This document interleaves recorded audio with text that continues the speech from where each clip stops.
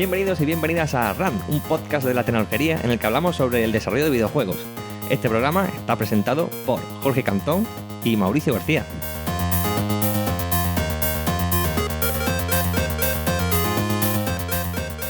Pues muy buenas, Mauri, ¿qué tal? ¿Qué tal, don Jorge? Me han dicho que has estado... cerrar la temporada, ¿no? Sí, este ya es el último de la 9ª temporada, ¿quién lo iba a decir, eh? ¿Qué le iba a decir? Y bueno, y para ello tenemos también, vamos a cerrar la temporada yo creo a lo grande también porque tenemos a un invitado con muchísima experiencia y que además recientemente han tenido una gran noticia en la empresa que también nos hablará de ello, así que pues muchas ganas de conocer su historia, ¿no? Pues sí, él nos va a contar la historia de uno de los estudios más potentes conocido por sus labores de porting, que han ayudado a más de una treintena de juegos a salir en múltiples plataformas, pero que también ha hecho muchas cosas interesantes de desarrollo propio y que han tenido una trayectoria bastante interesante y va a ser súper chulo, ya verás. Pues nada más, pues entonces no robamos más tiempo, vamos a ello, ¿no? Adelante.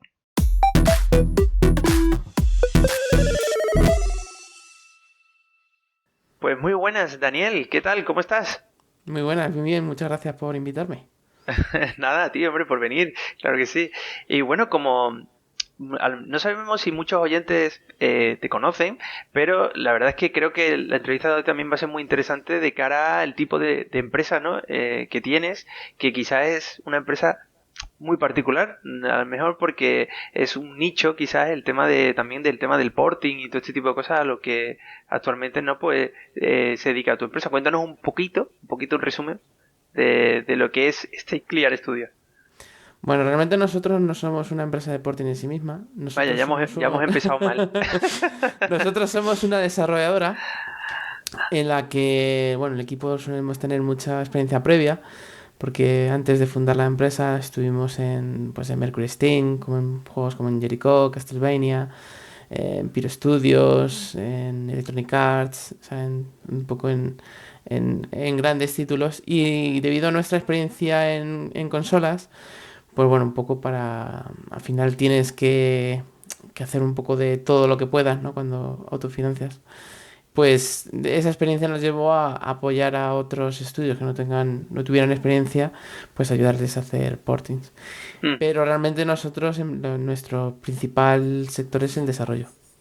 Ok, vale, pues corrijo porque ya digo que pues, es genial, ¿no? Que estés aquí y así nos puedas contar de primera mano, ¿no? Que es que Clear.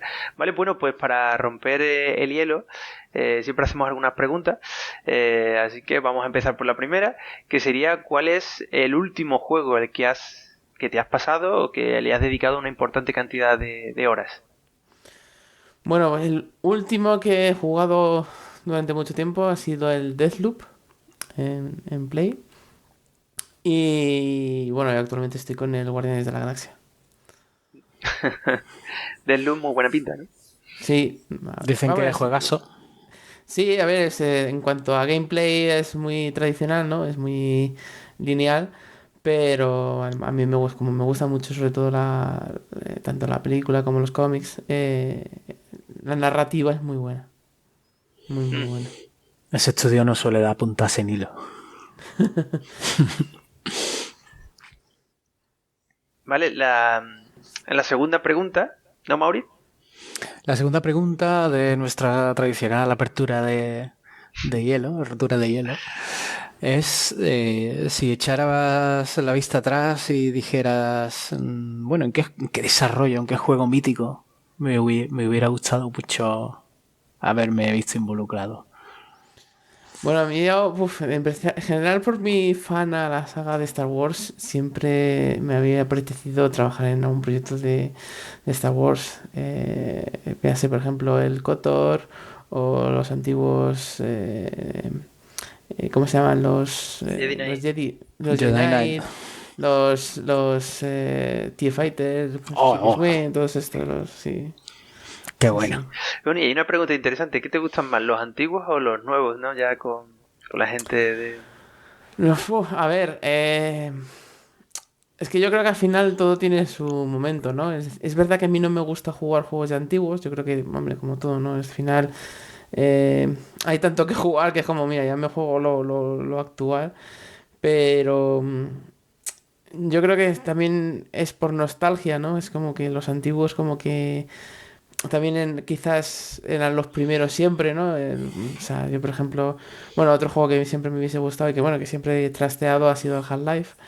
Eh, Al ser los primeros, siempre digamos que tienen algo especial que luego, bueno, pues luego se copia.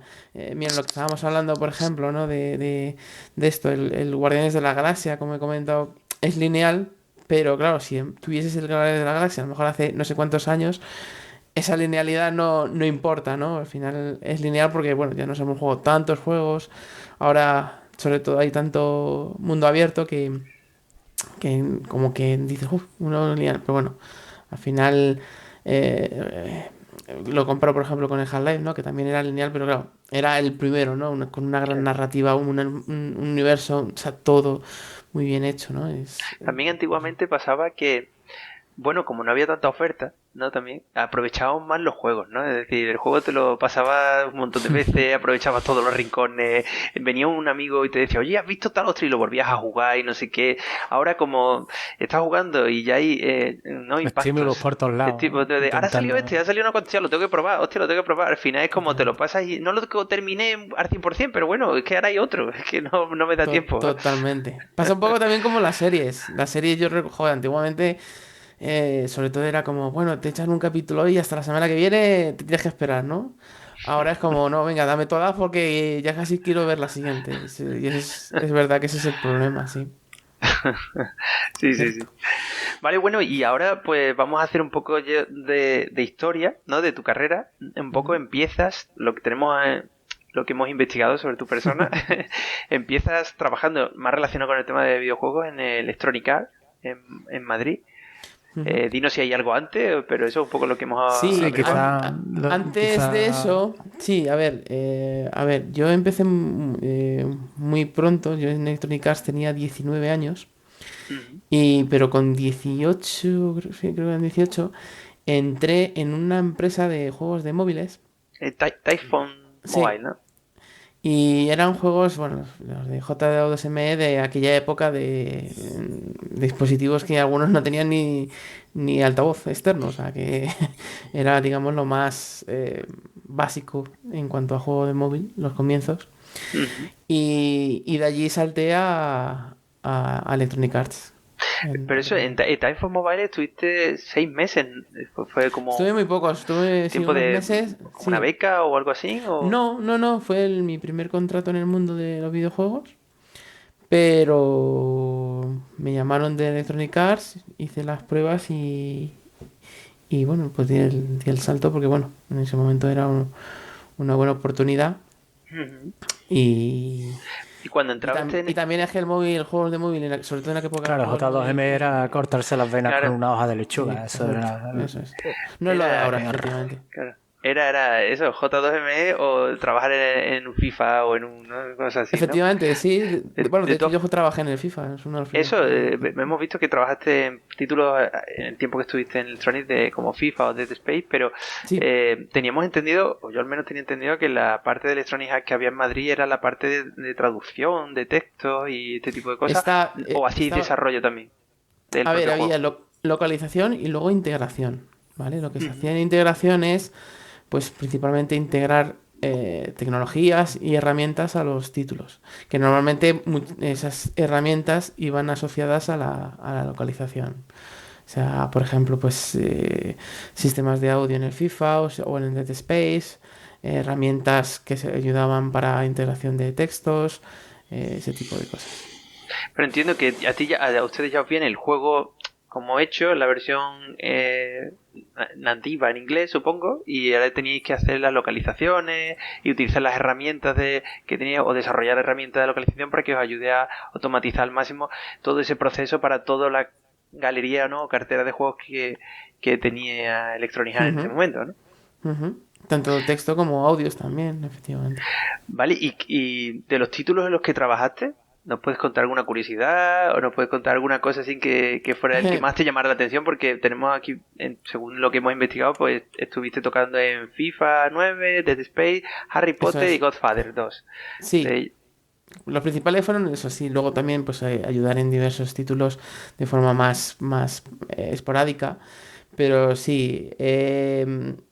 A ver, lo interesante de Electronic Arts, sobre todo en ese momento, era es eso, ¿no? Trabajar en títulos que tienen un nivel de confidencialidad extremo. O sea, y un nivel de seguridad muy alto. También el hecho de poder, pues oye, al final, quieres que no, trabajar en un título así de grande, pues te hace ver también, ¿no? La diferencia entre trabajar en un proyecto pequeño, que al final yo creo que tienes más creatividad y tienes más independencia en cuanto a decir lo que quieres, a un título tan grande que es desarrollar primero lo que te dicen y luego es tocar un trocito súper pequeñito de lo que es todo el juego. Claro, a lo mejor tú venías de Typhoon, ¿no? Que era en plan de, oye, pues estaría guay si pusiéramos aquí otro arma de no sé qué, y aquí era en plan, yo estaría guay, no, esto ya está así. No, tú tienes que hacer esto, punto. Tú tienes Sí, que hacer exacto. No te salgas del guión. Sí, correcto. Sí. Vale. ¿Y de esos títulos, todos tenían la misma tecnología o eran diferentes tecnologías? No, eran diferentes tecnologías. En aquel momento todavía no existía ni Unreal 4, ni existía Unreal 3, el Unreal Engine, y se utilizaba, de hecho, si no me acuerdo mal, en el Mirror's Edge, que también se estaba haciendo cuando estuve en esa época. Y el resto eran, sobre todo, pues el FIFA, eran motores propios de Electronic Arts. Luego llegó después con el Frostbite, pero años después, con el Battlefield y luego ya en Real 4 yo creo que, pero eso ya fue mucho después de que yo estuviera. Bueno, y de Electronic Arts, sabemos que te fuiste a otro estudio que se llama Atom, del cual yo no he escuchado nada. ¿Qué me puedes contar de Atom? A ver, Atom fue un intento de inicio de hacer un juego con una demo que, bueno, luego no se pudo encontrar financiación, pero fue hacer un título de la DS, el cual, pues, en principio me programé yo entero.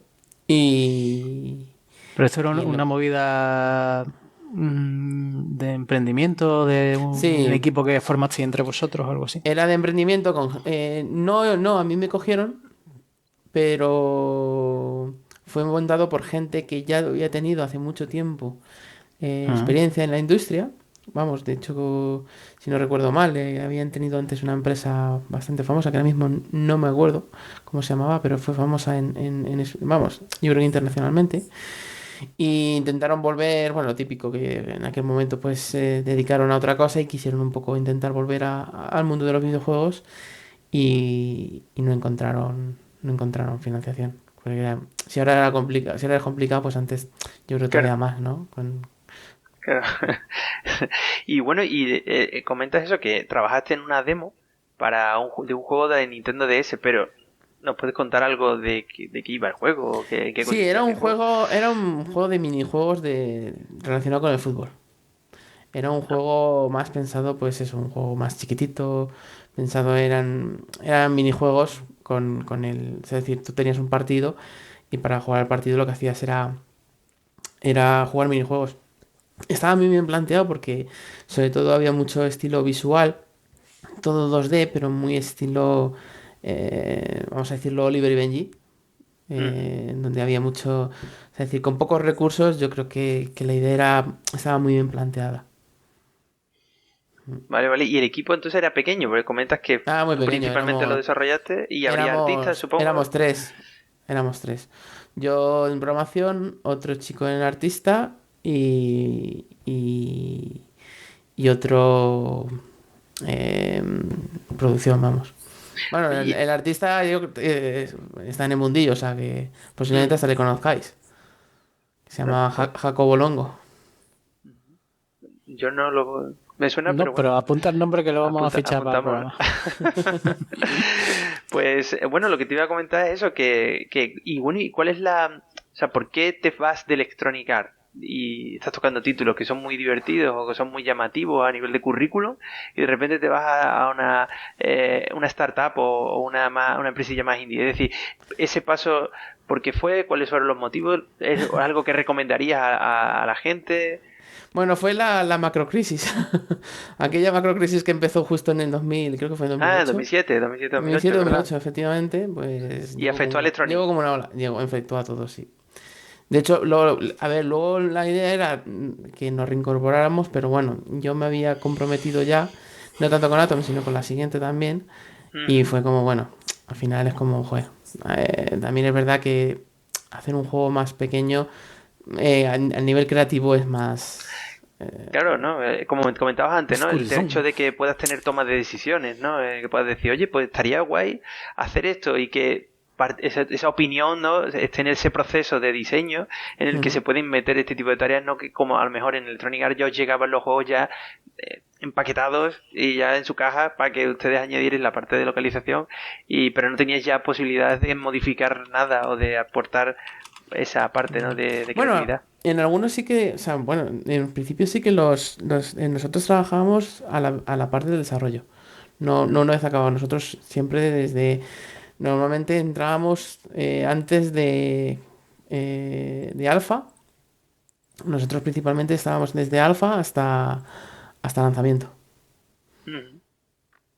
Y no podías salirte mucho más de lo que te habían dicho que hagan. O sea, no puedes, o sea, podías adaptar, a lo mejor decir, bueno, pues venga, voy a adaptar esto un poco pero a que quede mejor, no a cambiar las cosas. Oye, y aquí, por ejemplo, ¿tú qué recomendarías, no, a los oyentes? Pues no, porque estamos hablando de eso de estoy en una marca conocida, Electronic Arts, participando en juegos, a lo mejor en una pequeña parcelita, ¿vale? Muchas veces se dice que prefieres cola de león o cabeza de ratón, ¿no? En el sentido de estoy haciendo una parcelita chiquitita, estoy en el cuanto, y eso en el currículum va a tener mucha repercusión. Es decir, que he podido participar en el desarrollo de un juego como un FIFA o un Dead Space. Pero luego es cierto que toda la parte de creatividad, incluso puede ser que en una empresa más pequeñita que tiene más libertad, también la gente tiene que hacer un poco más de navaja suiza, participas en más partes del proyecto y puede hasta que aprendas más o toques más palos, y eso también te repercuta a ti a nivel de, como profesional, de tener mucha más experiencia para crear un nuevo título. Entonces, claro, está ahí el equilibrio, ¿no? ¿Qué prefieres, no? ¿Una cosa u otra, o tener un poco de las dos, ¿no? A lo largo de tu carrera. Correcto. A ver, también es cierto que depende un poco de... Nunca se sabe, ¿no? Si hubiese seguido allí, a lo mejor pues vas escalando. A ver, yo entré como junior. Al final, un junior todavía toca menos que tal. Si sigues escalando. Y, por ejemplo, ahora sí que en Madrid hay desarrollo. No sé, supongo que lo sabéis. Que en Madrid ya hay desarrollo. Entero, me refiero. Es posible que si tú sigues creciendo internamente, llegaría un momento en el que pasarás a tocar más gameplay, y a lo mejor ahí puedes tener más decisión a trabajar más cerca de equipos de diseño. Pero eso, yo tengo compañeros de aquella época que siguen en Electronic Arts. Sí, bueno, han saltado a otros estudios. Es verdad que cuesta mucho, es decir, tienes que destacar mucho. Los que conozco eran verdaderos cracks. Y ellos, yo creo que sí han saltado más pues eso, a equipos más de... Pues estamos hablando que han pasado 14 años, ¿no? O así. Pues ya son leads. O sea, ya ahí yo creo que ya después de 14 años tienes más poder de decisión. Oye, ¿y qué títulos, hablando del desarrollo que ahora hay ahí en Electronic Arts en Madrid, qué títulos estás desarrollándose en Madrid de Electronic Arts? Pues... Que sean públicos, te lo puedo decir. No sé decirte. Vale. Yo es que no lo sé. Ok. No sabe, no contesta. Bueno, llegamos a una parte interesante que es la síntesis de Over the Top Games. Yo también fui uno de los afectados por los macro despidos y la crisis mortal de la época, porque me pilló trabajando en el COPS, en Piros. Anda, sí. Y por esa época también nos fuimos unos cuantos bloques ahí al paro, y fue cuando empezamos a intentar montar nuestra propia movida. Así que a nivel personal yo seguí muy de cerca, con ojo avizor, todo lo que estaba pasando en ese sentido ahí en España, y realmente no había mucho en el momento, pero uno de los que estaban en el candilero eran Over the Top Games, que se acababan de fundar también recientemente. Y entiendo que tú participaste en esa formación inicial o te reclutaron un poco después. ¿Cómo fue tu llegada? Yo, si no me equivoco, fui el primero o el segundo de los que entraron en Over the Top. Yo estuve allí entre 3 o 4 años, creo que fueron. Y ellos ya habían hecho el Niche Quest, que fue el famoso con el que se hicieron famosos. Yo entré para empezar a preparar pues una demo del Nix para el eShop, y luego empezamos a desarrollar el título casualmente. Yo salí de Electronic Arts para desarrollar un título para Electronic Arts, que desarrollamos el Fancy Pants. Sí. Y ahí estuve yo durante todo el desarrollo con otros compañeros. Y después de ese título fue cuando empezamos otros títulos que luego no... Pues lo que suele en general yo creo que pasar mucho en la industria, ¿no? Que haces un título, pero luego cuando terminas necesitas tener otros después, porque Claro. Si no encuentras financiación es complicado. Y bueno, como fueron un poco las cosas, que nos encontraron fácilmente más financiación y bueno, estaba un poco, digamos, la cosa un poco más parada en general en la industria, pues bueno, tomamos la decisión un poco de varias personas de allí y decir, bueno, pues venga, nos montamos nuestro propio estudio, ya tenemos experiencia, porque claro, montar algo sin experiencia es complicadísimo. Y dijimos, pues bueno, tenemos una idea, vamos a intentar con ella y que sea lo que sea. Eso es, entonces lo que comentaba pero previamente al arranque, ¿no? de la historia como empresa de este Clear Studio, ese juego en el que trabaja, el Fancy Pan Adventure, funciona bien, recuerda que era como un muñequito que era como dibujado a mano y que todo era muy elástico y todo Bueno, se movía como si fuera... Es una IP de por aquella época las animaciones Flash eran una cosa muy, muy potente en internet. Todavía no existía YouTube ni... el vídeo por streaming no era todavía viable con las conexiones que tenía la gente, entonces se llevaba mucho Flash, ¿no? Flash era el puto rey de internet. Y había una serie online que se llama Fancy Pants. Exacto. Y era por un americano, juego basado en esa IP, sí. Efectivamente, era un juego Flash y unas animaciones Flash, como bien dice, que Electronic Arts quiso llevar a consolas, que fueron PS3 y Xbox 360 y PC. Y nosotros nos encargamos de hacerlo, en vez de en Flash, ya lo hicimos, digamos. El motor fue propio, lo programó uno de los fundadores de Over the Top.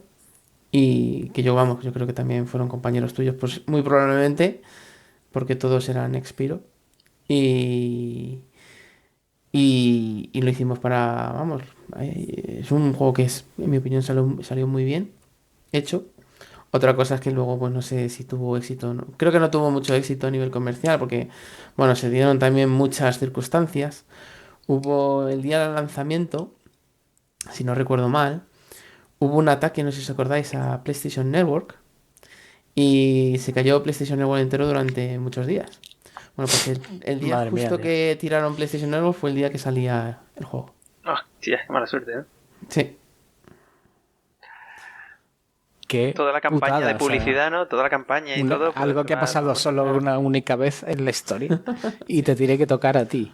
O sea, vaya putada. Sí, son las típicas cosas que no puedes luchar contra ellas. No, claro. Entonces luego, bueno, era Electronic Arts, quiere decir que al final tiene mucha potencia, pero claro.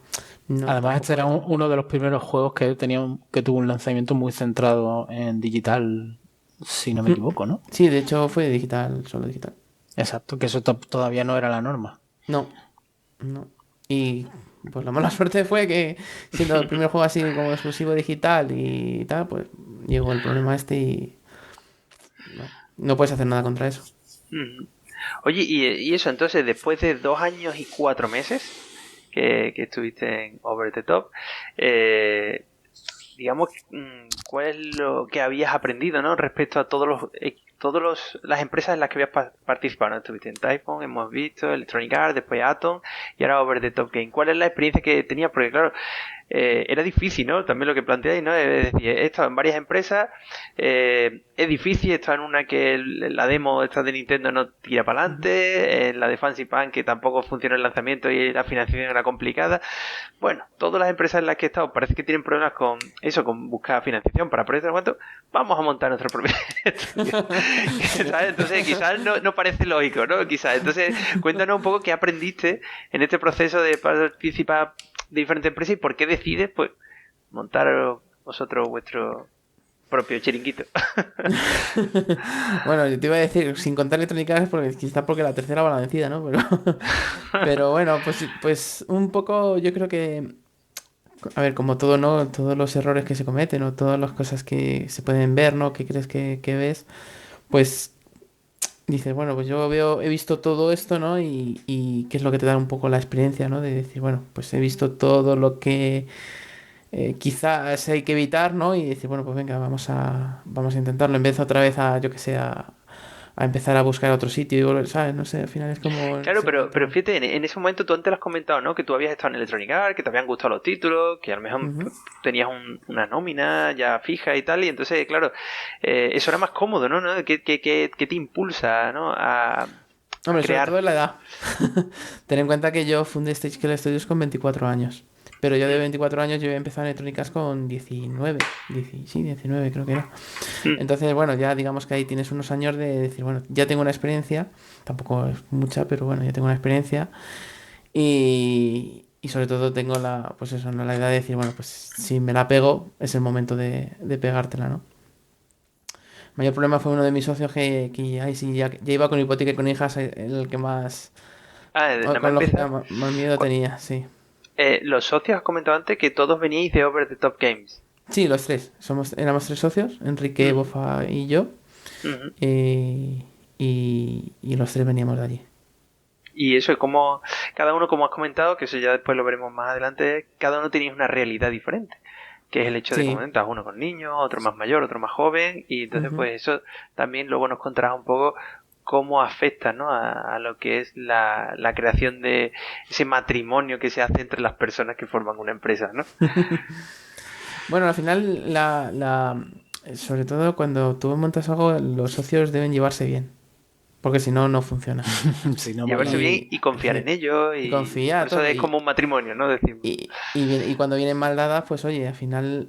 Que no, ¿sabes? Que no a la primera que vienen mal dadas, pues, porque siempre vienen mal dadas, como toda relación humana, pues que no, oye, que no haya alguien que diga, pues hala, hasta aquí, ¿no? Porque al final es lo que rompe las empresas. Y nosotros teníamos muy buena relación, teníamos una visión muy parecida. Y también se juntó con el lanzamiento en este caso de Unity, de los primeros Unities. Y al final es como, bueno...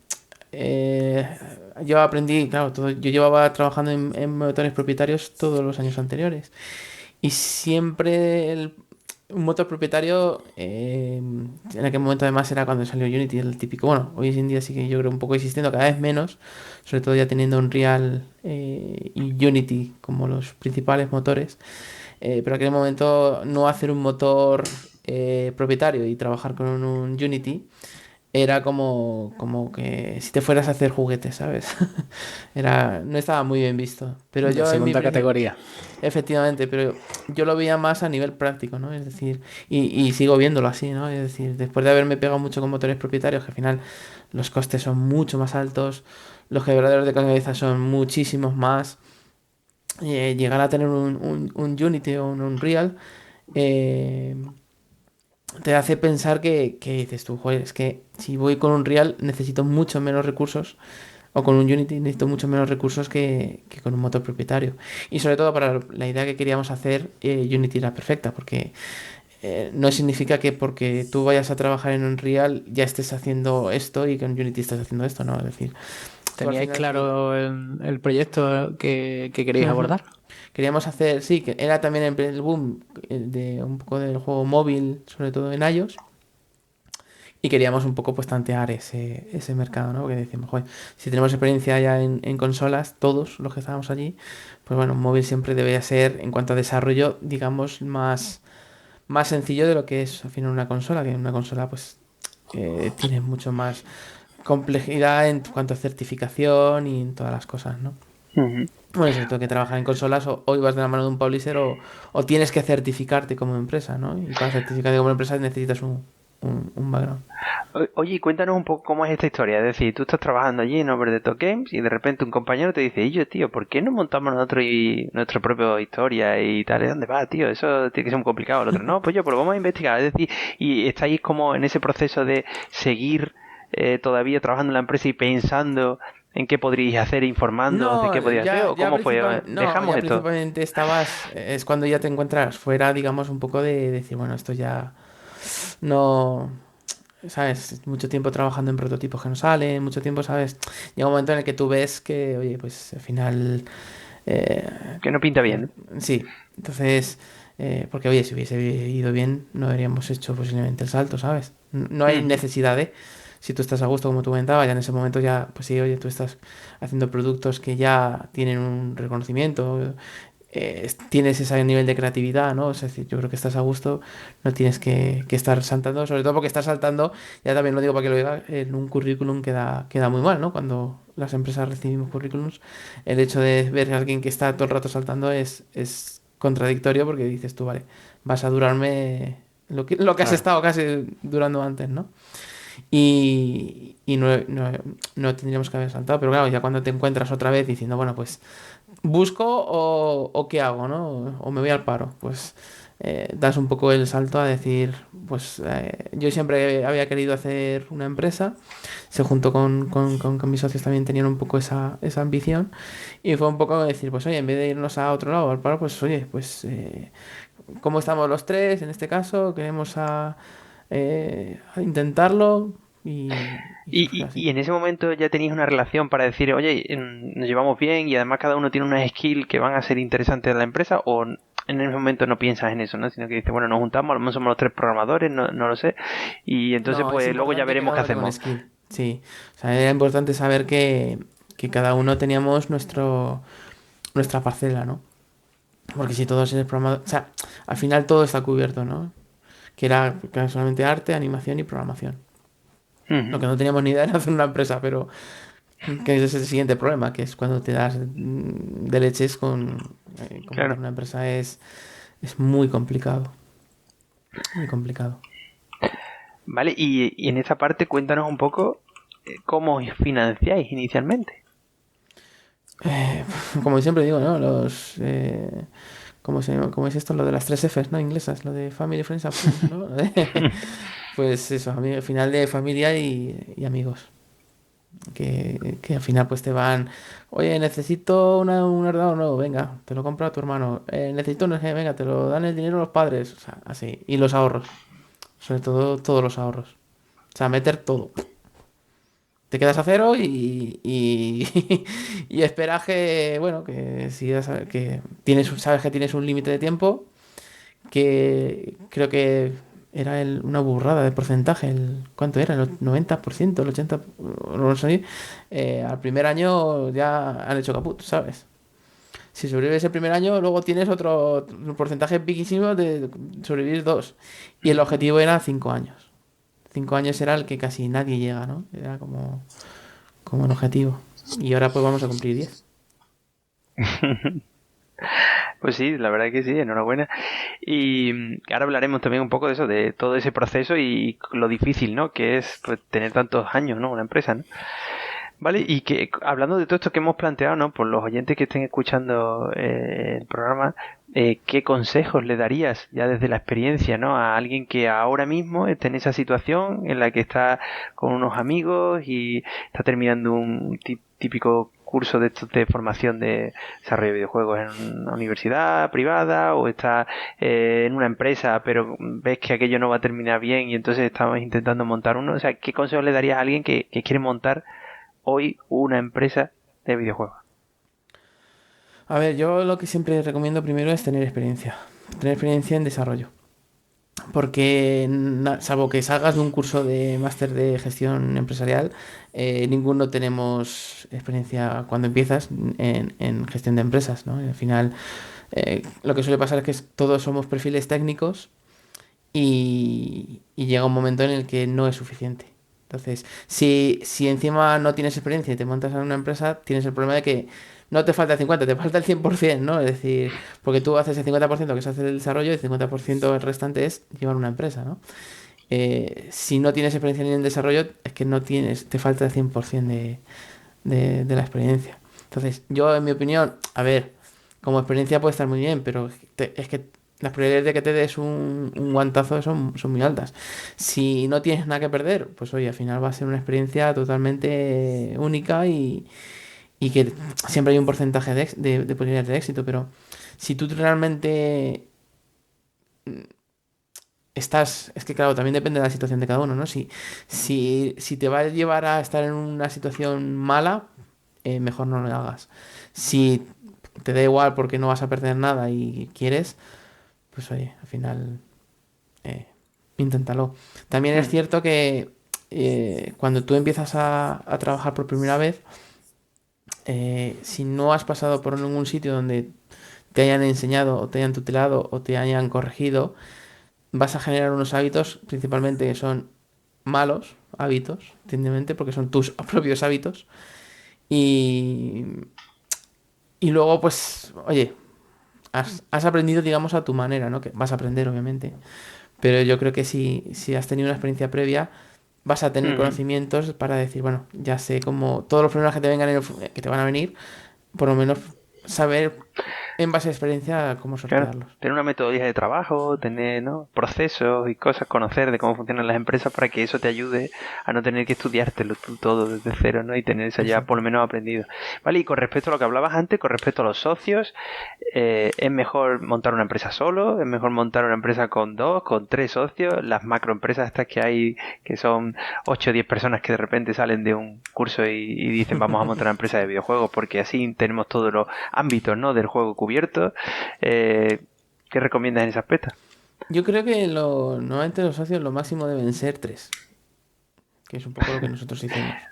¿Y por qué impar? Pues porque Hay que normalmente... decidir, ¿no? Hay que decidir. Efectivamente, eso es. Entonces, a ver, es lo que he dicho antes, ¿no? Muchas de las empresas que fracasan no siempre es porque no se quedan sin dinero, sino es porque a nivel de socios falla, ¿no? Y entonces, un proyecto, si no si desde la base, que son los socios, no funciona, es muy complicado que funcione. Entonces, eh, normalmente 3 suele ser es porque si hay una decisión que tomar, siempre es un número impar, ¿no? Entonces, siempre va a haber una mayoría con que todos se pongan de acuerdo que oye, pues guste o no gusta al otro, por lo menos hace avanzar, ¿no? Que eso siempre es importante. Bueno, vamos a ir viendo un poco la trayectoria de Stage Clear. Comenzando con Shiny the Firefly, que es este primer título. Titulín. Orientado al mercado móvil, ¿no? Porque en aquellos momentos parecía eso como una mina de oro. Parecía muy fácil llegar y triunfar. Exacto. Pero imagino que luego no sería tan fácil la cosa, ¿verdad? Nada. Fue el ostión máximo. Shiny de ostión. Shiny de ostión, efectivamente. Sí, pues mira, es lo que te decía, ¿no? Que al final, desde fuera todo se ve muy sencillo, ¿no? Y parece... O sea, el típico te dice, que solo pones a 1 euro y te forras, porque es 1 euro, ¿no? Pues eso fue uno de los principales problemas. Que descubrimos que poner un producto a 1 euro lo que hace es que devalúas tu propio producto. Aparte te mira todo el mundo mal, ¿no? Como diciendo, ya está tirando los precios. Sí, ya debe ser una cosa cutre porque efectivamente, ¿no? Es como, joder. Pues ese fue uno de los problemas. Luego el segundo problema fue que se encasilló el juego como juego infantil, cuando principalmente no lo era. O sea, no era tampoco un juego adulto, pero era un juego un poco, pues, un poco en la base de, como muchos, ¿no? Típico del juego de Nintendo que te lo puedes jugar desde un chaval hasta un juego, alguien que haya jugado mucho. Y se encasilló tanto en juego infantil que, claro, el público no llegó a verlo como un juego de, o sea, bueno, claro, un juego para niños. Y el problema es que el mundo del mundo infantil es una cosa totalmente diferente en la que nunca nos metimos ni nos quisimos meter. Y que ahí tampoco había empezado, tampoco era tan habitual como hoy en día darle el móvil al niño para jugar. Exacto. No, y sobre todo que al final el niño no puede pagar. Siempre tiene que pagar el padre. Y como decías tú, si el niño no le llega, el padre no lo va a comprar. Y si tú como jugador te lo han vendido como un juego infantil, es que ni lo vas a mirar. Y es lo que pasó, principalmente. Oye, ¿y por qué se encasilló en un juego infantil? ¿Ustedes pusisteis un pay para que aquello pasara? ¿O cuál fue el error? ¿O la publicidad iba orientada a eso? ¿O el icono de la aplicación era muy infantil? ¿O... Sí, quisimos hacer un juego, yo creo, muy... O sea, si no sé si habéis visto a Shiny, como muy lo que se dice cute, ¿no? Y la premisa del juego es que tiene gráficos de Pixar, por así decirlo. Exacto, sí. De hecho, bueno... Entonces ya te estás pegando un tiro a ti mismo. Efectivamente. Poner expectativas tan altas. Bueno, eso lo puso un periódico. Y claro, yo creo que puso las expectativas en donde no debía haberlas puesto. Pero claro. bueno, oye. También es cierto que, bueno, al final, pues oye, que te digan eso es que, por lo menos gráficamente, el juego era vistoso, ¿no? Y fue un poco también lo que nos dio alas, ¿no? Gracias a, no tanto a la venta, sino todo. También ganamos premios con el juego. Y fue todo un poco eso lo que impulsó más lo que nos llegó después que el propio título. O sea, al final lo que nos llegó después fue eso, ¿no? Gracias a gráficos, pues empezar a hacer gráficos de otros títulos. Estuvimos después de Shiny colaborando en muchos títulos pues, por ejemplo, como... Sí, eso íbamos a comentar, ¿no? El segundo proyecto parece que en el que trabaja el estudio es Yesterday Origin, de la gente de... Sí, eso vino años después. Antes de eso, estuvimos colaborando con Digital Legends, sobre todo en Respawnables y en ¿cómo se llama el otro? After Pulse, ¿no? Se llama el otro. After Pulse, sí. After Pulse. Y principalmente estuvimos bastante tiempo ahí haciendo pues personajes y armas, props. Pero era curioso, ¿no? Porque vosotros ahí hacíais un poco de outsourcing, pero la cuestión es que vuestro equipo era pequeño. Ya has comentado antes que eso teníais un artista, un animador y un programador. Los 3 socios. Entonces, me refiero, para modelar o esto, solo teníais a un socio, ¿no? Bueno, modelan los dos. Lo que pasa es que uno está más centrado en animación y luego al final, pues oye, sí que empiezas a tirar en el momento había... Ten en cuenta que también conocemos a mucha gente, que es lo bueno que te da también la experiencia, ¿no? Que conoces a muchísima gente de la industria que, pues en ese momento, los que estaban de freelance, pues oye, empiezas a todos, ¿no? Como una comunidad de, oye, mira, tenemos esto, nos ayudas. Entonces tirábamos un poco también de muchos contactos de freelance que nos ayudaban a sacar el trabajo adelante. Y en el caso de eso, por ejemplo, te iba a comentar en el proyecto este, que también es uno de vuestros primeros proyectos de Yesterday Origin, que es conjunto con la gente de Péndulo. ¿Vosotros ahí trabajáis en el juego o trabajáis más en la parte de porting? No, nosotros desarrollamos el juego.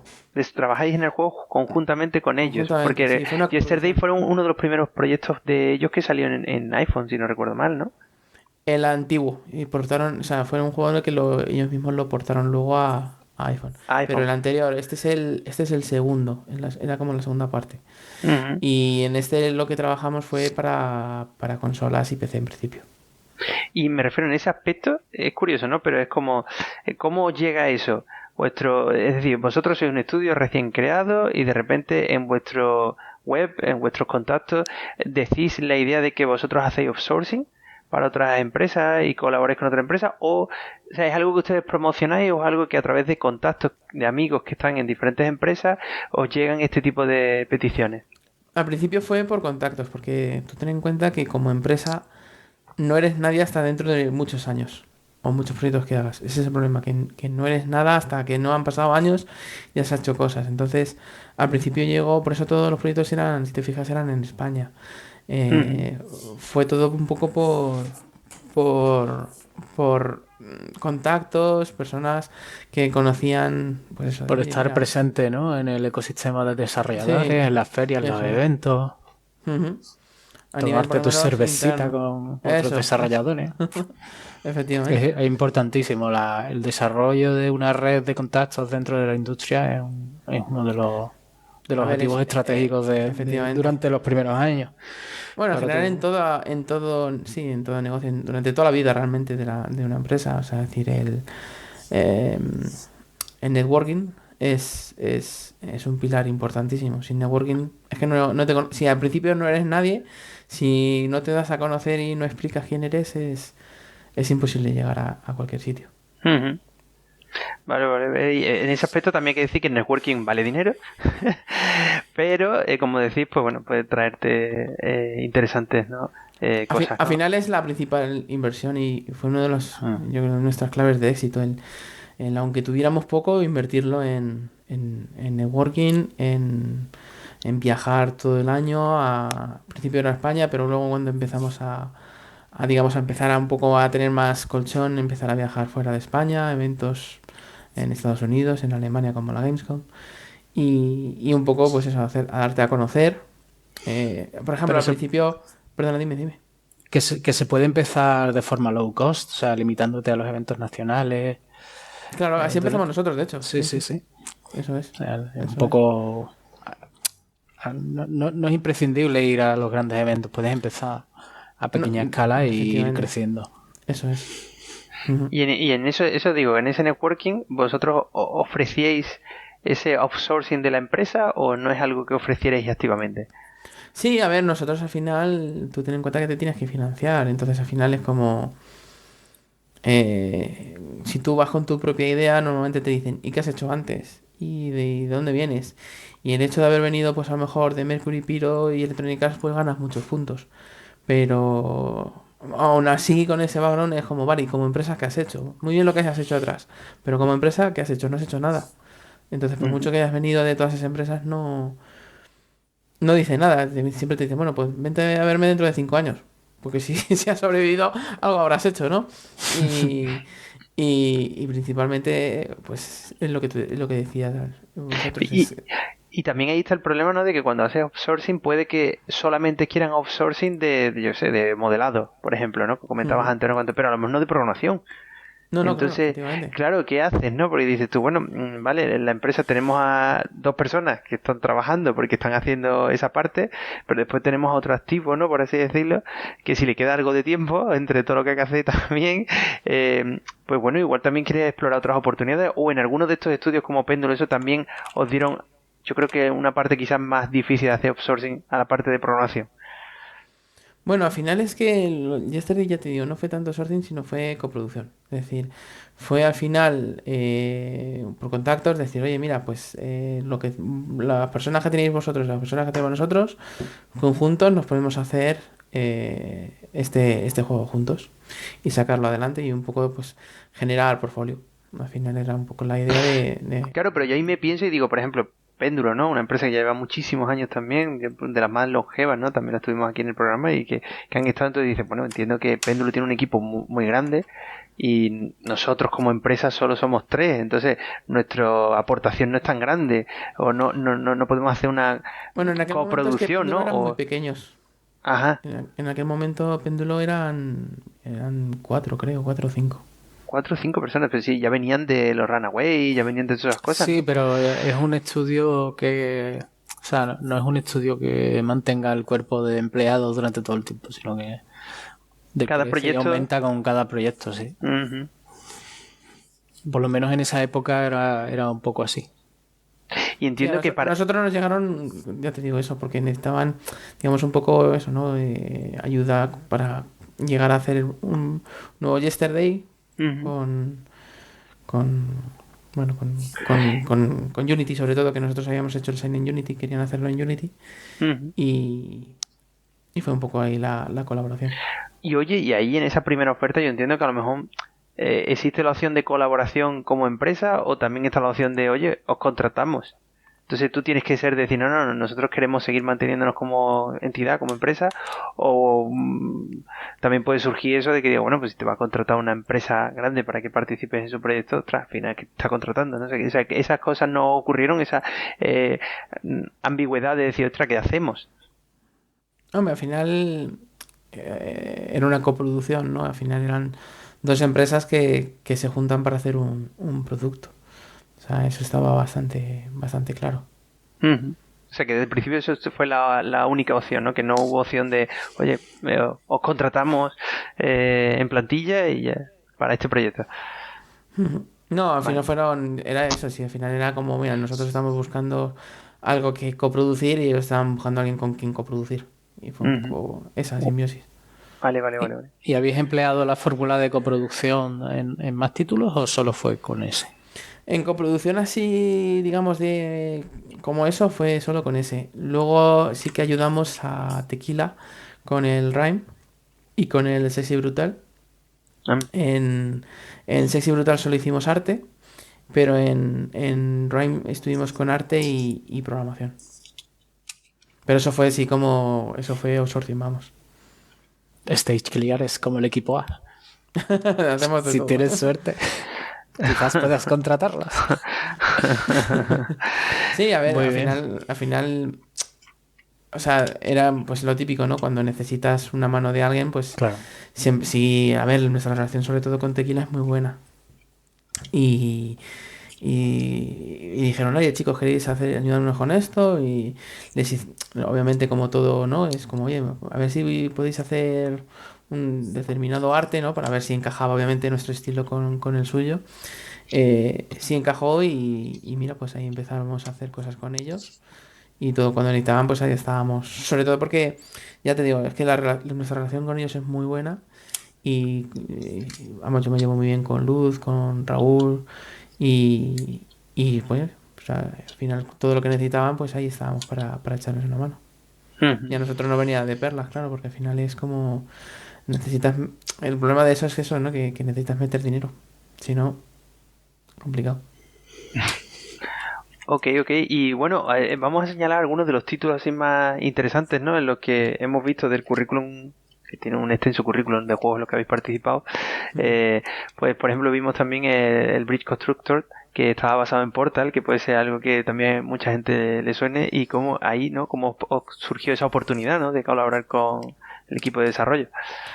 Pues mira, nosotros el Portal ya fue el tercero en el que trabajábamos. Nosotros hemos trabajado en todos los Bridge Constructor que ha habido antes Ujú. y el Portal fue el tercero. Y fue por eso una relación al final. Eso ya sí que es internacional. También es, bueno, es que es la historia muy larga, pero No, cuéntala, cuéntala. bueno, al final es, pues gracias al networking, gracias a hacer productos bien hechos, ¿no? Al final es lo que te genera un reconocimiento, ¿no? Porque si haces las cosas mal, pues no vas a tener reconocimiento. Sí, es Y un cierto poco que ese, todos los círculos internacionales donde he hablado de porting y de este tipo de servicios, Stage Clear se menciona como uno de los mejores con los que puedes contar, ¿no? Y esto te lo puede decir alguien de cualquier país del mundo. hombre, al final es que como bien dicho, nosotros hemos hecho más de 30 ports, creo, o más de 30 títulos, bueno, sin incluir nuestros propios desarrollos. Y al final, pues oye, si consigues cosas, sobre todo los proyectos que son más difíciles, que los sacas adelante, pues todo ese tipo de... acaba llegando a los oídos, ¿no? Porque al final un port no es fácil hacer un port. Entonces, conseguir meter ciertos juegos, porque claro, te encuentras de todo. O sea, juegos que están muy mal hechos y los tienes que meter en una consola tan limitada como puede ser la Switch en este caso. Mm. Y muchas veces no es tanto lo que consigues, que muchas veces es como, "Jo, qué mal porteado este juego", sino como, no, qué mal hecho está el juego de base que es suficiente que lo hemos conseguido meter, ¿no? en Switch. Entonces, pues bueno, un poco este reconocimiento nos llegó a darnos títulos como el Bridge Constructor. Ujú. Ok, y eso también es una cosa interesante porque también hace poco uno también de los últimos que hemos visto en vuestro catálogo es el Alex Kidd, este Miracle World, en el que también habéis participado, entiendo, en el port a algunas plataformas. Cuéntanos un poco Con- cómo fue esta oportunidad, también cómo surgió y cuál fue vuestra labor allí, ¿no? Pues nosotros nos contactaron, vamos, sobre todo Ramón Nafría, me conoce también desde hace mucho tiempo y también tengo muy buena relación con él. De hecho, bueno, siempre contaré que siempre me ha tratado muy bien sobre todo cuando he ido a Japón, como a él le encanta Japón, fue mi guía allí y siempre se lo estaré muy agradecido.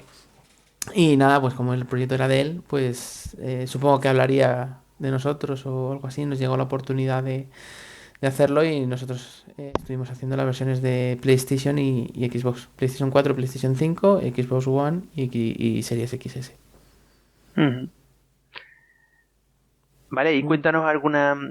bueno, ahora vamos a ver un poco de todo eso, ¿no? Todo lo que es el proceso de porting. Tú has comentado hasta hace un momento que portar un juego no es fácil, ¿no? Puede haber muchas personas que digan, bueno, pero si Unity o Unreal, ¿no? Ya tienen ahí el botón de exportar a otra plataforma, ¿no? Es decir, ¿en qué Me río consiste? yo del botón.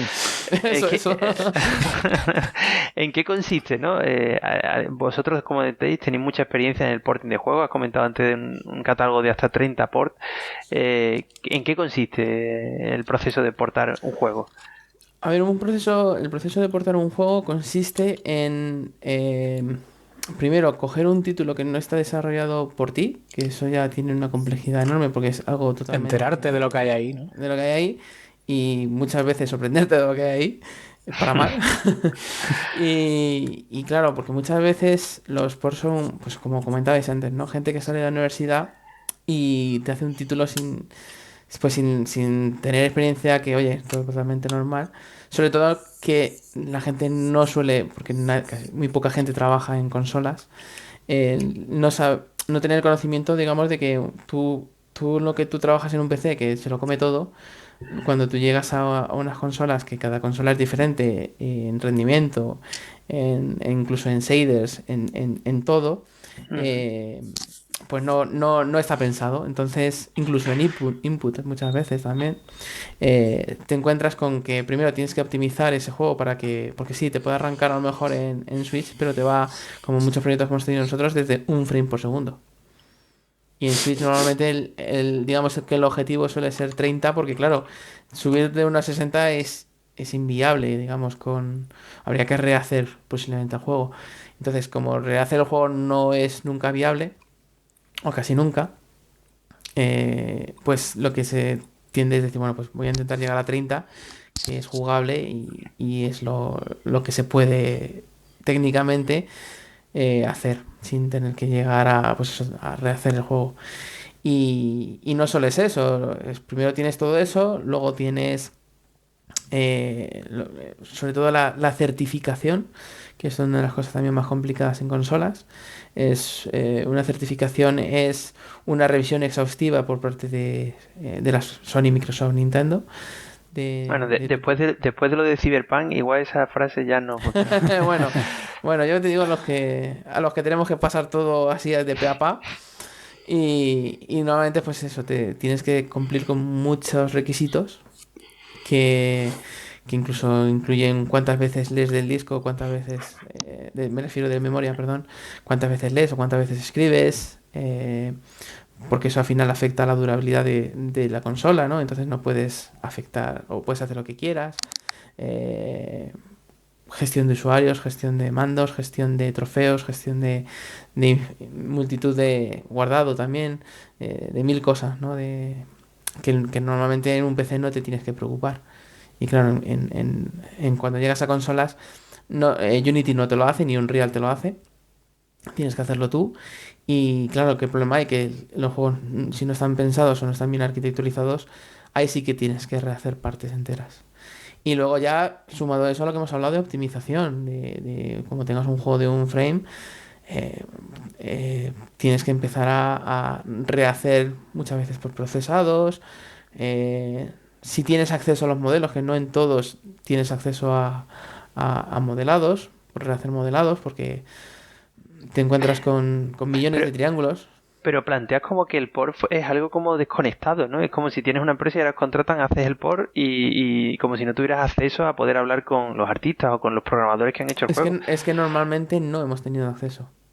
Normalmente son productos que pues un publisher adquiere la IP o la licencia por lo menos para consolas. Son productos que a lo mejor han salido hace 1 año, 2 años, 3 años en Steam y han visto que, pues oye, han rendido de cierta forma, no han llegado nunca a consolas y les ofrecen llevárselo a consolas.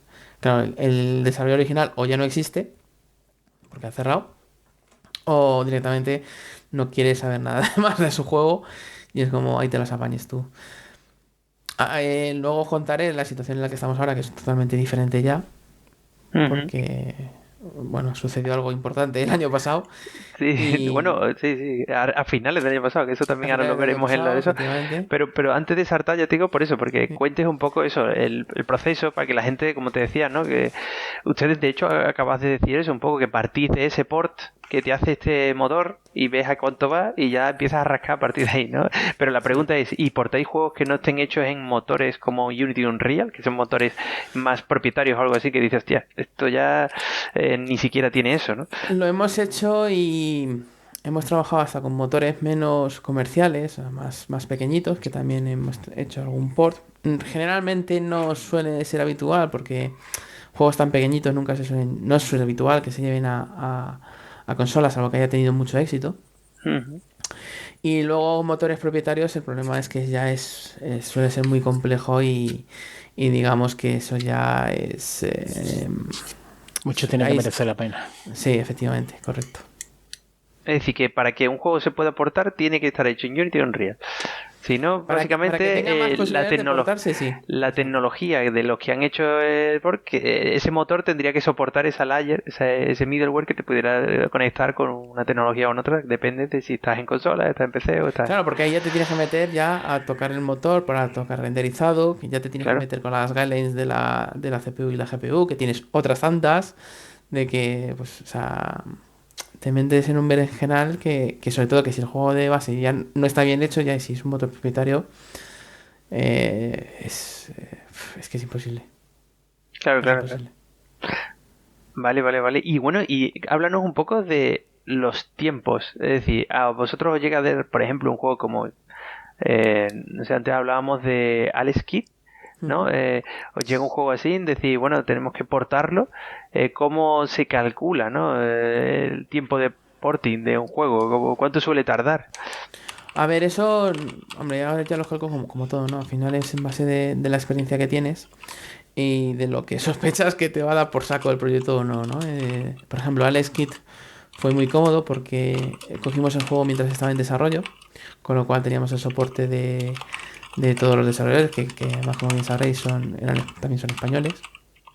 Y, y la ventaja de eso es que al final, cuando tú entras a aportar un juego que ya está en desarrollo, más que portarlo, casi entras a desarrollarlo también, ¿no? Es decir, entras a hacer la parte de consolas en las cuales puedes afectar ya, digamos, El propio al propio desarrollo, claro. desarrollo, exacto. Porque Claro, porque tú ya, le puedes decir, claro, oye, esto no va bien, esto no lo tenéis que arquitecturar de otra forma, tenéis que eso poner es. que esto no se llame de esta forma o que no haga O no tanto en... funciona así, eso es. claro. O tenéis que Entonces, mejorar esta parte, oye, esto no funciona bien en tal consola, vamos a buscar otra aproximación. Sí, sí, al final es. Y sobre todo, el tema ya también está sobre todo el equipo artístico, ¿no? Que cuando tú trabajas en port, digamos, de un juego que ya estaba hecho y lo llevas a consolas, eh, normalmente la dirección artística la tiene el desarrollador. Tú no tienes esa visión artística más allá de lo que dice, bueno, en mi criterio técnico esto queda mejor o peor, pero yo necesito cortar de aquí o quitarte resolución aquí para que esto funcione mejor. ujú, Claro, si luego lo ven en la parte de arte, digamos, los artistas del desarrollo original te dicen, pero ¿qué has hecho, no? Es como decir, bueno, si no tengo soporte del equipo de desarrollo, pues yo necesito hacer funcionar este juego a una cierta calidad y necesitas hacer muchos recortes. Entonces, claro. cuando tú estás trabajando en un equipo que ya está desarrollando, tú directamente le pides a los artistas, oye, mira, hacerme esto de otra forma, te lo hacen de otra forma, pero sigue encajando con toda la estética, ¿no? Del juego. Y eso es una diferencia muy grande. Ujú. ¿Y eso? ¿Y en tiempos? ¿Qué tiempo se tarda Ah, en portar perdona, un sí. juego? Pues normalmente los ports estamos entre mínimo 3 4 meses para juegos, digamos, que a lo mejor o estén muy bien hechos y directamente esté todo muy bien optimizado y muy bien arquitecturizado, donde tú realmente tienes es decir, el código del desarrollador que ya tiene experiencia, ya te ha hecho, digamos, la arquitectura pensando en otras plataformas y no solo PC, con lo Ujú, cual te da camino a introducir todo de consolas de una forma más funcional y que no tengas ujú. que estar rompiendo tanto el código, cambiándolo tanto, con lo cual eso agiliza mucho el tiempo. Si está optimizado, además, ya no te tienes que perder el tiempo en optimizar, que es lo que más lleva. Y, y eso suelen ser, ya te digo, 3 4 meses hasta juegos de más de un año. son el port. Y son juegos que no tienen soporte de los desarrolladores, juegos que no van ni a tiros en las consolas. Y son juegos grandes también normalmente, donde tienes que recortar muchísimo o cambiar muchísimo. Un juego de un año que nos pudieras decir de los que habéis trabajado, ¿cuál sería? Pues un juego de un año, por ejemplo, fue el Tower of Time. Fue un juego un poco muy largo, pero porque técnicamente era muy complejo. Muy, muy complejo. Y también es que está la parte graciosa de que tú tienes cosas que te funcionan en un PC y de repente vas en... No funciona. Lo ejecutas en consolas y de repente pues o las físicas fallan o cualquier cosa y es como, pues vale, pues nada, en PC funciona y en consolas no. Pues nada, vete a arreglarlo, ¿no? Y te encuentras, sobre todo en juegos muy grandes, te encuentras mucho de ese tipo de cosas. Cada vez menos, es verdad que cada vez los motores sufren menos de esos problemas. Porque también está el problema adicional de cuando empiezas a hacer un port o en una plataforma nueva. Es decir, cuando Claro, como PS5 o Series X salieron, pues te encuentras muchísimas barreras de que también son problemas muchas veces de los propios motores, ¿no? Que, oye, no están libres de, como todo ser humano, ¿no? De tener errores. ¿No? Claro. Sí, la verdad es que parece una aventura también en todo el tema de porting, y la verdad es que es una cosa que quizás al menos no se valora tanto, pero es verdad que puede ser hasta un nicho, ¿no? Porque cuántas empresas que se dediquen a hacer porting hay, vamos a decir, en el ámbito de España. Pues que yo sepa, pocas. Hay pocas. Así que te diga yo a lo mejor de memoria 4 o 5, que seguro que hay más, pero que así que yo conozca así por nombre 4 o 5. Por eso que puede ser también un nicho interesante, ¿no? Para gente experimentada en el ámbito de desarrollo. Sí, la el gente hecho que de, sí. de Claro, decir, oye, totalmente. pues me puedo dedicar a hacer ports, que quieras o no, pues también te da trabajo, ¿no? Es algo que parece que hay poco en ese aspecto. Sí, porque Quizás al final necesitas un conocimiento, es decir, al final claro. no deja de ser una especialización. Que como todo en todo el mundo, una especialización siempre pues suele tener más trabajo, ¿no? Ujú. Oye, y eso, y el hecho de que hacéis muchos ports, pero también, como comentabas antes, vosotros también os definís como desarrolladora. Entonces, ¿pero qué porcentaje de juegos hacéis por y qué porcentaje de juegos tenéis propios? Es decir, Pues mira, ¿en qué márgenes? ahora mismo nosotros desde hace años ya nos centramos en desarrollo más que en port. Teniendo todavía muchos ports, pero nosotros hemos llegado a tener 3 desarrollos en paralelo Ujú. y luego, pues no sé, 2 ports a lo mejor a la vez también. Pero principalmente más desarrollo. Es decir, ahora, a ver, nosotros que somos desarrolladora. Ujú. Vale. Es curioso porque comentas 30 ports son un montón de ports. Sí. y además desarrollar tu propio juego. Actualmente el State of Declare, ¿cuántas personas lo componen? Ahora mismo somos 42 personas. Buah, es muy grande, ¿no? Es un estudio muy grande. Mm. Vale. Ahora yo adelanto, ¿no? Ahora realmente somos 400 y pico. Por lo que Vale, sí. ocurrió. Esa es la otra, ¿no? Que queríamos preguntar, ¿no? Esta, como comentabas antes, esta reciente cosa, ¿no, Mauri? Sí. A ver qué nos puede contar de ese recientito movimentito. Sí, pues mira, en septiembre del año pasado fuimos totalmente adquiridos por un holding sueco y ahora somos parte pues de una multinacional. Se llama Thunderful. Se te iba a decir que así dicho suena muy frío, pero Thunderful mola mucho más. Sí, y es un holding sueco que tiene estudios no solo en Suecia, también en Reino Unido, Alemania y ahora nosotros aquí en Madrid. Y principalmente es un publisher desarrollador. Tiene sobre todo los juegos más conocidos son toda la saga de SteamWorld, el reciente The Gang, que salió en todas las plataformas de Game Pass, o sea, PC y Series XS y Xbox One. Y bueno, los SteamWorld que son de sobra conocidos. Y principalmente es más centrado en desarrollo interno. Y es ahora mismo en el grupo somos eso, 400 400 y pico personas. Y cuéntanos un poco, ¿no? Porque esto es algo que se dice, como decía Mauri, ¿no? Así en frío, pero ¿cómo surge una oportunidad? ¿Se te acerca o ya habíais colaborado con Thunderful para aportar alguno de sus juegos o para colaborar en alguno de sus juegos y eso hace que os conocieran? ¿Cómo surge una oportunidad de compra de tu estudio, ¿no? Sí, habíamos trabajado con algún título que tiene el grupo, precisamente en el pasado, y un poco volviendo esto a la buena imagen, ¿no? O lo que hemos hablado antes, que no me sale mismo la palabra, disculpadme. Sí, a la reputación, ¿no? Sí, efectivamente, a la buena reputación, pues digamos que nuestra experiencia en desarrollo, porque nosotros en ese momento estábamos, ya te digo, con 2 desarrollos grandes, 3 desarrollos, perdón, grandes y porting, pues claro, a ellos les interesaba mucho pues eso, no tener la capacidad de desarrollar títulos, especialmente en consolas, y también la especialidad de todas las de consolas que tenemos gracias a los ports. Y entonces eso, que estáis colaborando con ellos y en un momento dado os plantean la oferta. Se nos planteó la posibilidad fue muy rápido todo, se nos planteó la opción de decir, oye, nosotros estamos buscando ahora mismo adquirir una empresa con este perfil que es el vuestro.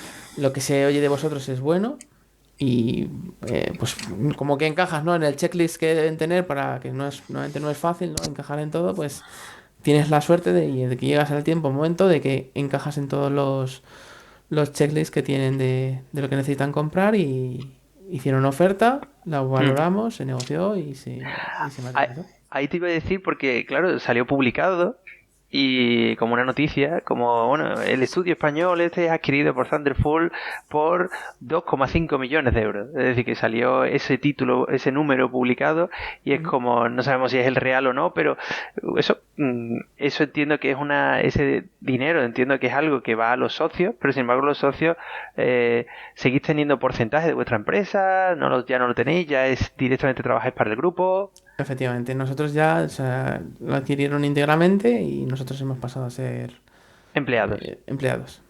Y en ese aspecto dices tú, bueno, mucha gente lo escuchará y dirá, hostia, que estoy con mi empresita indie, ¿no? Intentando sacar proyectos y dices, hostia, 2,5 millones de euros, yo ya me retiro, yo ya para qué voy a seguir trabajando, ¿no? Ya tienes dinero para toda tu vida, ¿no? Bueno, tengo unos gustos muy exquisitos. No, pero después dirá, no, después lo que se lleva Hacienda, lo que se lleva sueños baratos. No es... ¿sabes? Hay muchos objetivos también, ¿no? Es decir, uno de los principales requisitos es que tú permanezcas los próximos tropecientos años, ¿sabes?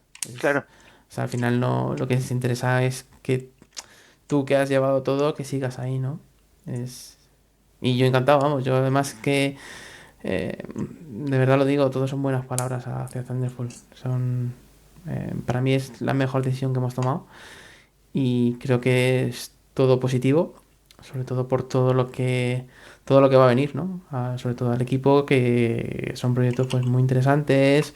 Es que es un enfoque totalmente diferente y pues eso, ¿no? Dar salto lo has dicho tú antes, al principio, y yo lo comparto igual, no eso de ser cola de león o cabeza de ratón, ¿no? Pues al final es pasar a ser cola de león, ¿no? Que quieras que no, pues está muy bien. Uh-huh. Ok, y bueno, y cuéntanos un poco ahí de cara a un consejo, ¿no? A los oyentes, ¿no? Que digan, oye, ¿qué harías tú? ¿O qué consejo le darías a alguien que se encuentra en esa situación? Que de repente le hacen una oferta y dicen, bueno, en vuestro caso, como dices tú, pues estáis encantados con el acuerdo que habéis llegado con Thunderful y todo ha salido bien, pero no sé si, como todo, habéis tenido que negociar más fuerte o menos fuerte con ellos, todo estaba claro, o tuvisteis que marcar una serie de líneas o rayas de decir, oye, vamos a venderla, pero nosotros de aquí no nos movemos y estos son nuestros límites, otras cosas. O sea, ¿qué consejos les darías a alguien que se le plantea una oportunidad así y dice, oye, vendo, no vendo, me fío, no me fío? A ver, sobre todo es el feeling que tengas, ¿no? Es que aquí ya te digo, el feeling desde el principio fue muy bueno. Se juntaron que lo que ellos buscaban es lo que nosotros pues nos gustaba, ¿no? Es decir, "Jo, pues oye, compartimos visión, compartimos ideas, compartimos pues no, hombre, también la idea que tienen contigo, ¿no? De decir, oye, pues me gusta o no me gusta lo que me propones. Y todo eso pues encajaba mucho y al final yo creo, es que todo esto todo muy honesto. Entonces cuando todo es muy honesto, nadie intenta sacar nada más o sea, de lo que deba, ¿no? Al final es todo como, Ujú, pues mira, si esto es lo que tú quieres, esto es lo que yo quiero, pues esto es lo que hay en este caso justo. Si ujú. alguien se encuentra en esta situación, pues sobre todo que valore eso, ¿no? Que vea que con quién está hablando y si realmente tiene el mismo feeling porque bueno, es que ya te digo, aquí es que todo fue muy positivo y no lo digo por decir, es que es verdad.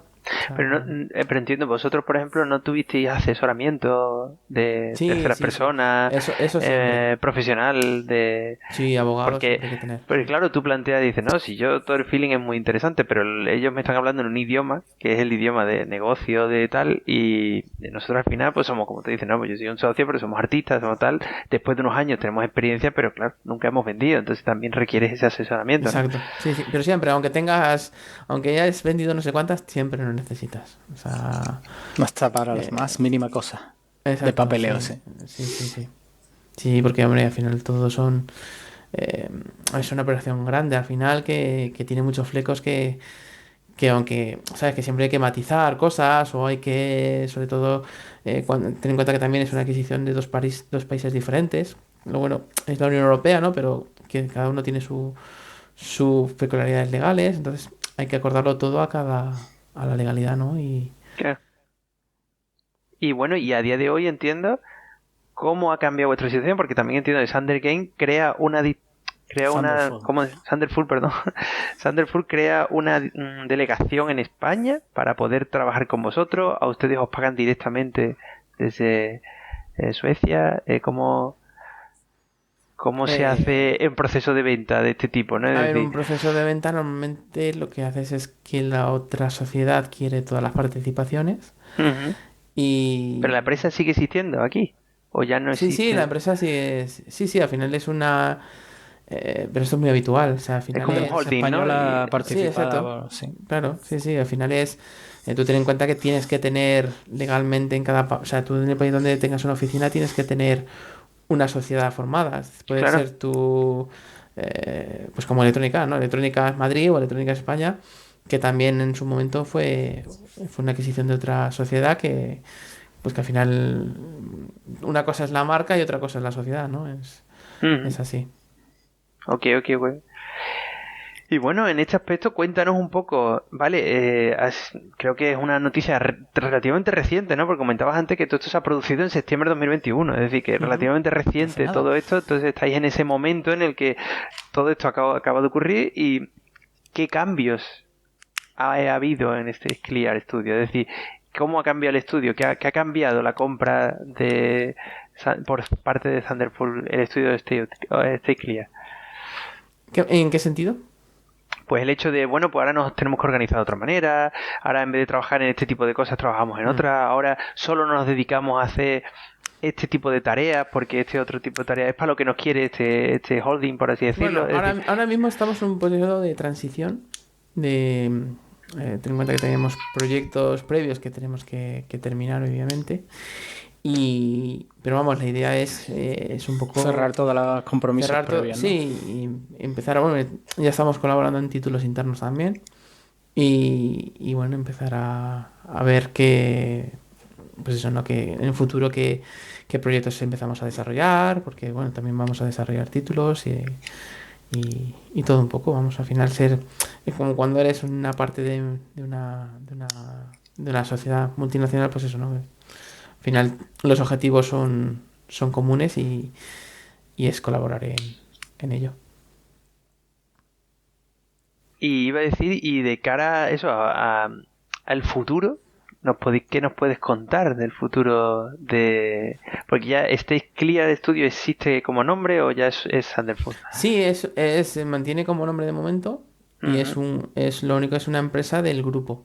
Claro, y eso, de cara a futuro, nos estás comentando eso, que estáis ahora viendo en qué vais a hacer o qué proyectos nuevos os vais a involucrar, pero eso, ¿nos puedes contar algo Sí, del futuro? trabajando en proyectos de terceros. No se puede contar nada. Está todo ahora mismo en... Sí ¿Me que... vais a aportar los juegos de billete cohete o no me vais? ¿O me tengo que buscar otro? Ok.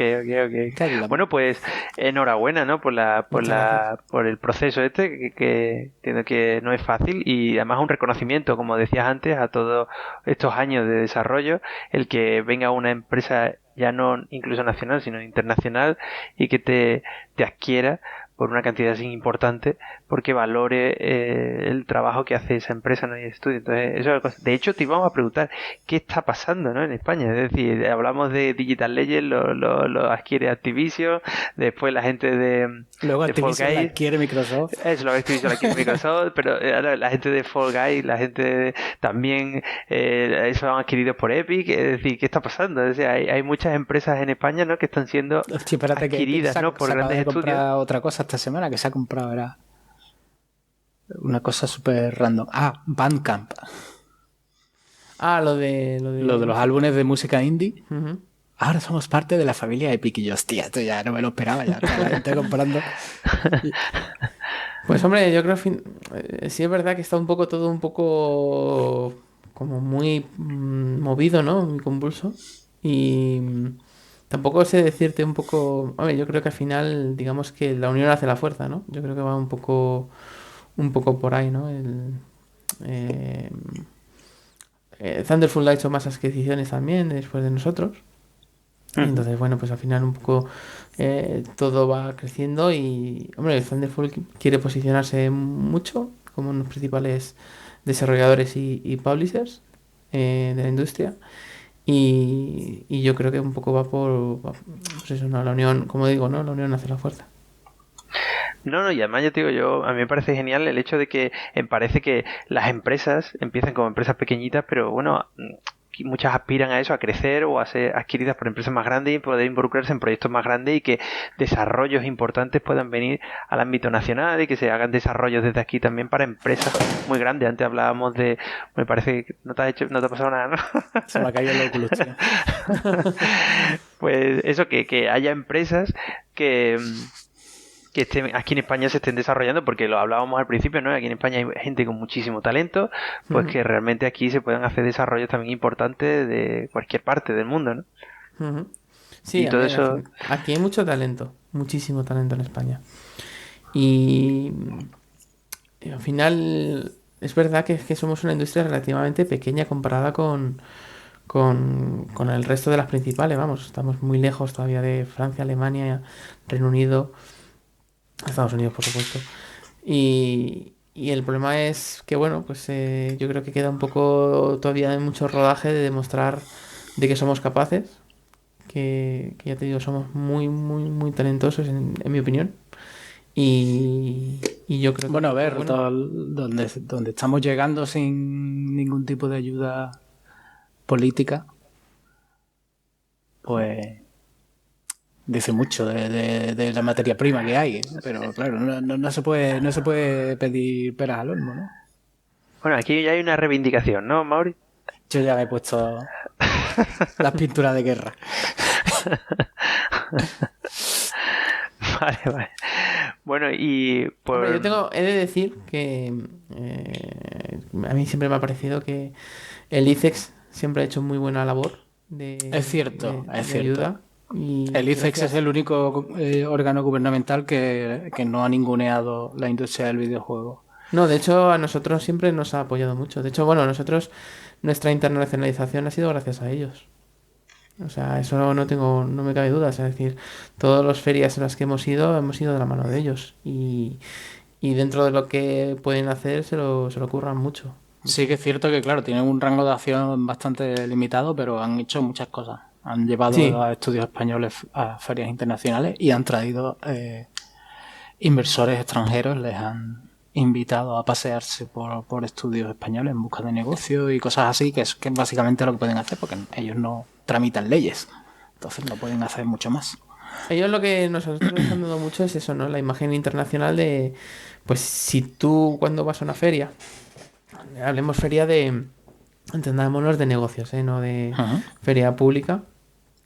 Al final, si tú fueras con tus medios a poner tu stand, o tienes mucho presupuesto, o hacer un stand que llame la atención al lado de, te puedes poner al lado de Blizzard, que también está ahí, nadie te va a decir nada. Pero cuando ya vas de la mano de dices que tiene el pabellón de España, que ya vas como país, que además, en mi opinión, en los últimos años siempre han tenido además un diseño muy llamativo, que llama a los ojos, es decir, está muy bien pensado, pues quieras que no, ya eres algo más, ¿no? Eres como oye, si vienes a ver España, que sepas que estamos aquí, ¿no? Y sobre todo siempre atraen pues a empresas grandes que consiguen decir, oye, mira que somos España, es de ICEX, pero que tenemos a esta delegación de empresas que van a venir a esta feria y que, oye, pues nos gustaría que tuvierais un ratito para hablar con ellas y quieras que no, pues oye, te lo ponen ahí, tú ya tienes que, obviamente, pues negociar y ver que pueda haber un gancho ahí con... que es lo que nosotros también gracias a eso hemos sacado proyectos así. Y ha bueno, funcionado, ¿no? En vuestro caso, claro. ¿no? Y Sí, traído sí. bastante negocio internacional.